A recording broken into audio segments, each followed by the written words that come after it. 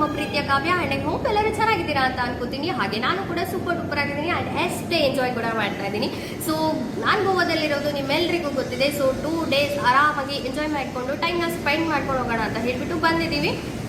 So ನಾವಿವಾಗ Baga beach near ಇದ್ದೀವಿ. ನಮ್ಮ ಹೋಮ್ ಸ್ಟೇ ಕೂಡ ಬಾಗಾ ಬೀಚ್ ನಿಯರೇ ಇರೋದು. ಒಂದು 1/2 ಕಿಲೋಮೀಟರ್ 1 ಕಿಲೋಮೀಟರ್ ಒಳಗಡೆನೇ ಇದೆ. ತುಂಬಾ ವಾಕಬಲ್ ಡಿಸ್ಟೆನ್ಸ್ ಇದೆ. ಆರಾಮಾಗಿ ನಾವು ವಾಕ್ ಮಾಡ್ಕೊಂಡು ಕೂಡ ಸಿಟಿ ಸೆಂಟರಲ್ಲೇ ಮಾಡ್ಕೊಂಡಿದ್ದೀವಿ. ತುಂಬಾ ಚೆನ್ನಾಗಿದೆ ಆ್ಯಂಡ್ ತುಂಬಾ ಕಡಿಮೆ ಪ್ರೈಸ್ ಇದೆ ಕೂಡ. ಹೌದು, ಬಸ್ ಕೂಡ ಅಷ್ಟೇ ಚೆನ್ನಾಗಿದೆ. ಬಟ್ ಕನ್ನಡ ಬರೋದಿಲ್ಲ, ಹಿಂದಿ ಮಾತಾಡ್ಬೋದು, ಇಲ್ಲಾಂದರೆ ಇಂಗ್ಲೀಷಲ್ಲಿ ಮಾತಾಡ್ಬೋದು. ಸೊ ನಾನಿವಾಗ ಅಂದವೇ ಬಾಗಾ ಬೀಚ್ಗೆ ಹೋಗ್ತಾ ಇದ್ವಿ, ನಡ್ಕೊಂಡು ಹೋಗೋಣ ಅಂತ ಹೇಳಿ. ಸೊ ರೈಟ್ ಸೈಡಲ್ಲಿ ಒಂದು ಒಳ್ಳೆ ಬ್ಯೂಟಿಫುಲ್ ಆಗಿರೋ ಪ್ಲೇಸ್ ಕಾಣಿಸ್ತು. ಸೊ ಅಂಥ ಪ್ಲೇಸ್ ಕಾಣಿಸಿದೆ ಅಂದಾಗ ನಾವು ಫೋಟೋ ತೆಕ್ಕೊಳ್ಳದೆ ಹೋಗೋದಕ್ಕಾಗತ್ತಾ? ಇಲ್ಲ ಅಲ್ವಾ? ಸೊ ಹಾಗಾಗಿ ವೈಟ್ ಆ್ಯಂಡ್ ಬ್ಲೂ ಕಾಂಬಿನೇಷನಲ್ಲಿ ಎಷ್ಟು ಚೆನ್ನಾಗಿದೆ ಗೊತ್ತಾ, ತುಂಬಾ ಚೆನ್ನಾಗಿದೆ. ಬಟ್ ನನಗೆ ಅಲ್ಲಿ ಹೊರಗಡೆ ತುಂಬ ಡಿಸ್ಟರ್ಬೆನ್ಸ್ ಇತ್ತು ಅಂತ ಹೇಳಿಬಿಟ್ಟು ಪಾಪ ಈ ಒಂದು ಹೋಟೆಲ್ ಓನರೇ ಒಳಗಡೆ ಕುತ್ಕೊಂಡು ವಿಡಿಯೋ ಮಾಡಿ ಅಂತಂದ್ರು. ಸೊ ಹಾಗಾಗಿ ನಾನು ಒಳಗಡೆ ಬಂದಿದ್ದೀನಿ. ಹೊರಗಡೆ ಕೂಡ ತೋರಿಸ್ತೀನಿ. ಆ ಥಿಂಗ್ಸು ಕೂಡ ಅಷ್ಟೇ ತುಂಬ ಅಂದರೆ ತುಂಬ ಕಾಸ್ಟ್ಲಿ ಇದೆ. ಗೋವಾ ಅಂದರೆ ಚೀಪ್ ಆ್ಯಂಡ್ ಬೆಸ್ಟಾಗಿ ಸಿಗೋದು ಡ್ರಿಂಕ್ಸ್ ಮಾತ್ರ, ಆಲ್ಕೋಹಾಲ್ ಮಾತ್ರ ತುಂಬಾ ಚೀಪ್ ಆ್ಯಂಡ್ ಬೆಸ್ಟಾಗಿ ಸಿಗುತ್ತೆ. ಬೇರೆ ಎಲ್ಲ ಥಿಂಗ್ಸು ತುಂಬಾ ಕಾಸ್ಟ್ಲಿ ಇದೆ. ಆ್ಯಂಡ್ ನಾನು ಶಾರ್ಟ್ಸ್ನ ತಂದಿರಲಿಲ್ಲ. ಸೊ ನನಗೆ ಗೋವಾದಲ್ಲಿ ಹೋಗಿ ಪರ್ಚೇಸ್ ಮಾಡ್ತೀನಿ, ಶಾಪಿಂಗ್ ಮಾಡ್ತೀನಿ ಅಂತ ಹೇಳಿದೆ.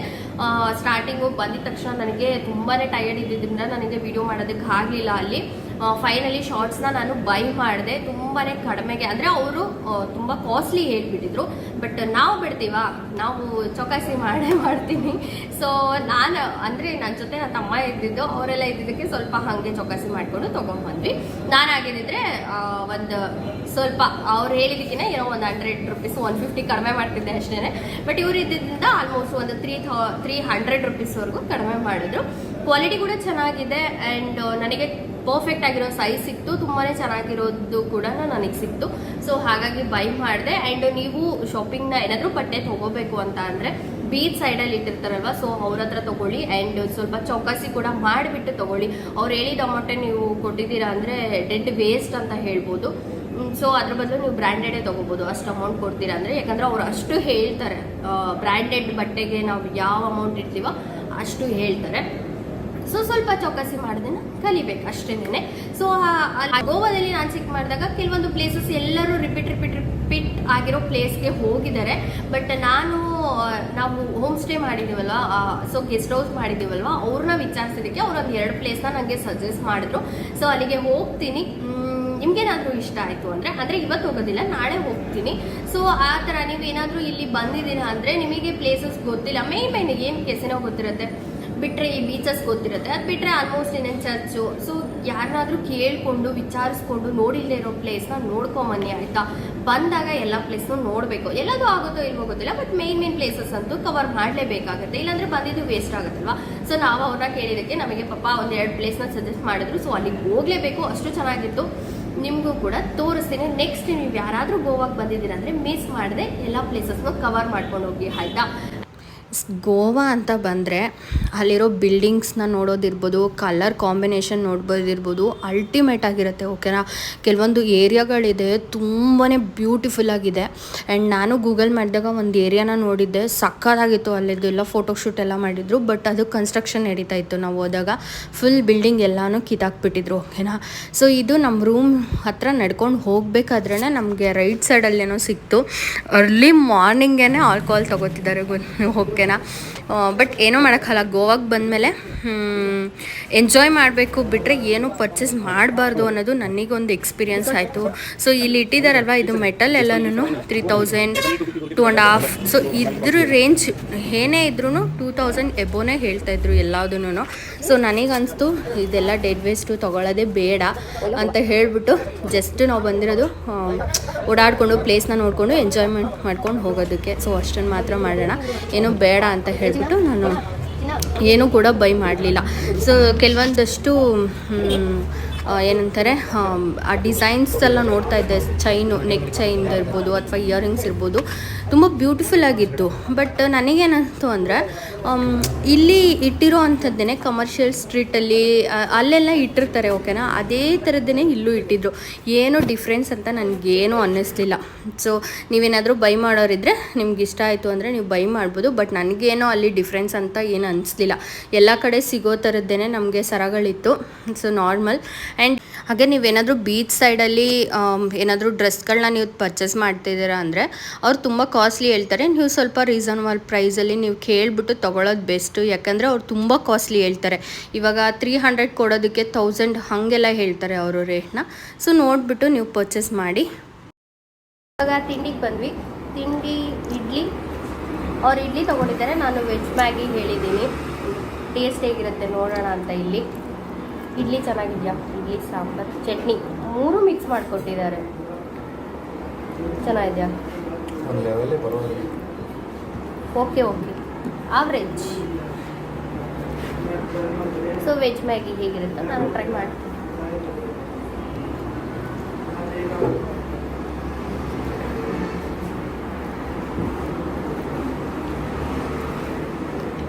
ಫಿಫ್ಟಿ ಅಷ್ಟೇ, ಆವ್ರೇಜ್ ಇದೆ.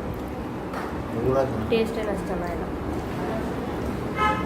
ಆಲ್ಮೋಸ್ಟ್ ಇಲ್ಲಿ ಗೋವಾದಲ್ಲಿ ನಾನು ಕೇಳಿರೋ ಹಾಗೆ ಸ್ವಲ್ಪ ಅಂದರೆ ವೆಜ್ ಎಲ್ಲನೂ ಸ್ವಲ್ಪ ಟೇಸ್ಟ್ ಅಷ್ಟಕ್ಕಷ್ಟೇ ಅಂತ ಹೇಳಿದ್ರು. ನಾನ್ ವೆಜ್ ಎಲ್ಲ ಚೆನ್ನಾಗಿದೆ ಅಂತ ಹೇಳ್ತಿದ್ರು. ಅಂದರೆ ಬೇರೆ ವಿಡಿಯೋಗಳನ್ನೆಲ್ಲ ನಾನು ಚೆಕ್ ಮಾಡಿದಾಗ. ಸೊ ವೆಜ್ ಅವ್ರು ಹೇಳ್ದಾಗೆ ಓಕೆನೇ ಇದೆ, ಹೇಳ್ಕೊಳ್ಳೋ ಅಷ್ಟೆಲ್ಲ ಏನು ಚೆನ್ನಾಗಿಲ್ಲ ವೆಜ್.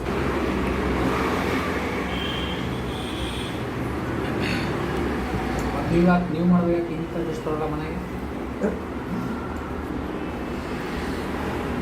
ಯಾಕೆ ಬರಲ್ಲ?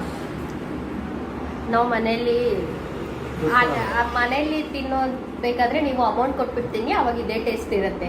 ಮನೇಲಿ ಆದರೆ ಫ್ರೀ ಅಲ್ವಾ, ಸೊ ಹಾಗಾಗಿ ಟೇಸ್ಟ್ ಇರೋದಿಲ್ಲ. ಎಲ್ಲ ಗಂಡು ಮಕ್ಳದ್ದು ಇದೇ ಪ್ರಾಬ್ಲಮ್.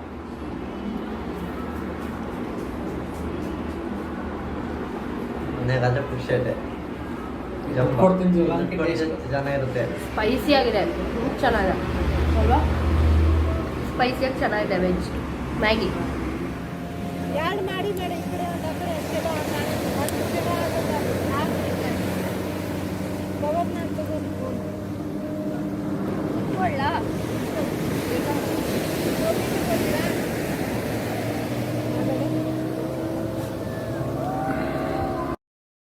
ನಾವು ಆ್ಯನಿವರ್ಸರಿ ಸೆಲೆಬ್ರೇಷನ್ಗೆ ಬಾಗ ಬೀಚ್ ಹತ್ರ ಹೋಗಿದ್ವಿ. ಸೊ ನೆಕ್ಸ್ಟ್ ಡೇ ಇದು ನಾವು ಕಲ್ಲಂಗುಡ್ ಬೀಚ್ಗೆ ಹೋಗೋಣ ಅಂತ ಹೇಳಿಬಿಟ್ಟು. ಸೊ ನನಗೆ ಅನ್ಸಿರೋ ಮಟ್ಟಿಗೆ ಎಲ್ಲ ಬೀಚು ಒಂದೇನೆ, ಅವರು ನೇಮ್ ಇಟ್ಕೊಂಡಿದ್ದಾರೆ. ಅಷ್ಟು ಬಿಟ್ಟರೆ ಎಲ್ಲ ಬೀಚು ಒಂದೇನೆ. ಅವರಿಗೆ ರೆಸ್ಟೋರೆಂಟು ಅಥವಾ ಬೇರೆ ಬೇರೆ ಏನಾದರೂ ಅವರು ಮಾಡೋದಕ್ಕೋಸ್ಕರ ನೇಮ್ಗಳನ್ನ ಚೇಂಜ್ ಇದೆ. ಅಷ್ಟು ಬಿಟ್ಟರೆ ಎಲ್ಲ ಬೀಚು ಒಂದೇ. ತಾನೇ ಟಿಫನ್ ಎಲ್ಲ ಮುಗಿಸ್ಕೊಂಡು ಕಲ್ಲಂಗುಡ್ ಬೀಚ್ ಹತ್ರ ಬಂದಿದ್ದೀವಿ. ತುಂಬಾ ಅಲೆಗಳು ಸೌಂಡ್ ಇದೆ. ಹಾಗೆ ಹೇರ್ ಬ್ರೀಡಿಂಗ್ ಕೂಡ ಮಾಡಿಸ್ಕೊಂಡೆ. ಗೋವಾಗೆ ಬಂದಮೇಲೆ ಹೇರ್ ಬ್ರೀಡಿಂಗ್ ಮಾಡಿಸಿಲ್ಲ ಅಂದರೆ ಅದೆಲ್ಲ ಮಜಾನೇ ಇರೋದಿಲ್ಲ. ಸೊ ಬೀಚ್ ಹತ್ರ ಬಂದಮೇಲೆ ಹೇರ್ ಬ್ರೀಡಿಂಗ್ನ ಕಂಪಲ್ಸರಿಯಾಗಿ ಮಾಡಿಸ್ಕೊಂಡ್ರೆ ಅದು ಒಂಥರ ಫೀಲ್ ಚೆನ್ನಾಗಿರುತ್ತಲ್ವ. ಹರಿ ನೋಡಿ ಅಲ್ಲಿದ್ದಾನೆ, ಸ್ವಿಮ್ಮಿಂಗ್ ಮಾಡ್ತೀನಿ ಅಂತ ಹೋದ, ನಂಗೆ ಇಲ್ಲೇ ನಿಂತ್ಕೊಳ್ಳೋದಕ್ಕೆ ಆಗ್ತಾ ಇಲ್ಲ.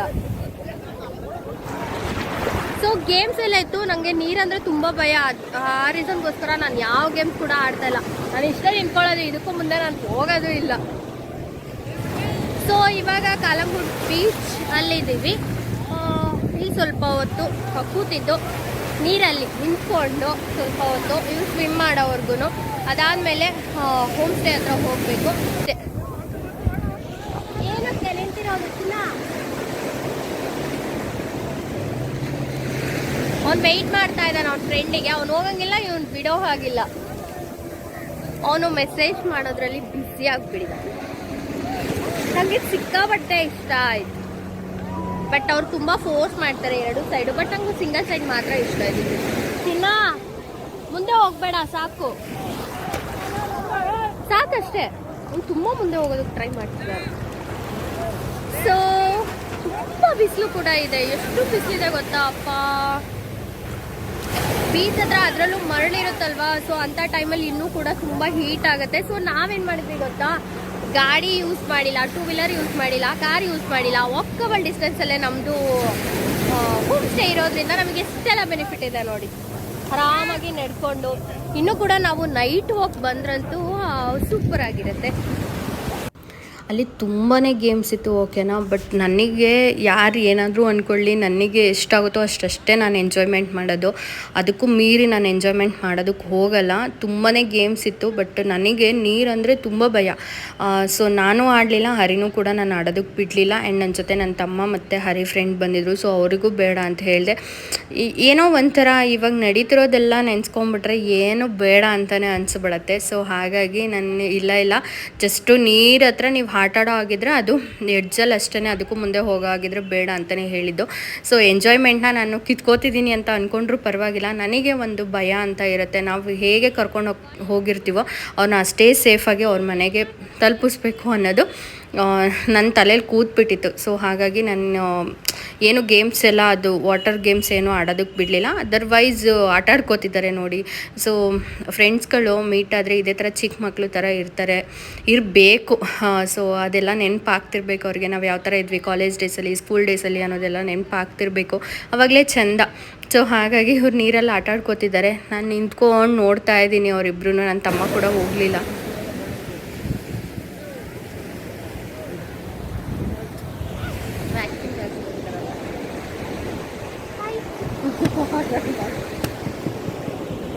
ಚೆನ್ನಾಗಿತ್ತಾ ಸ್ವಿಮ್ ಮಾಡಿದ್ದು? ನೀರು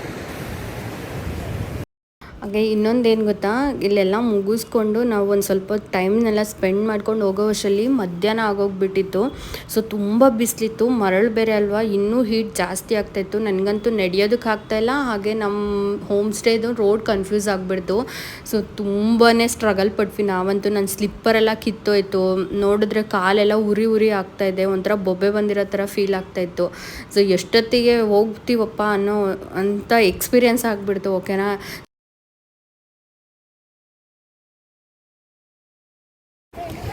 ಹರಿ ಇವಾಗ ಅಲೆ ಬರೋ ವರ್ಷದಲ್ಲಿ ನನ್ನ ನೇಮ್ ಬರೀತಾನೆ. ಬರೆಯೋ, ಅದು ಆಕ್ಚುಲಿ ಇಲ್ಲಿಗೆ ಬರಲೇ ಇಲ್ಲ.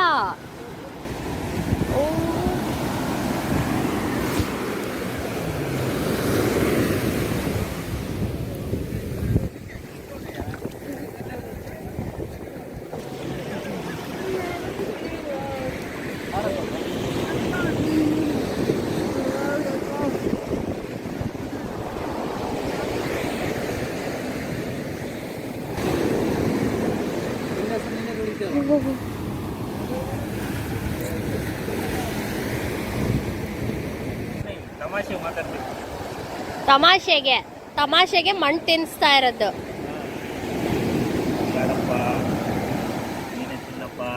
ಅದು ರಾಗಿ ಮುದ್ದೆ, ರವೆ ಉಂಡೆ ರವೆ ಉಂಡೆ.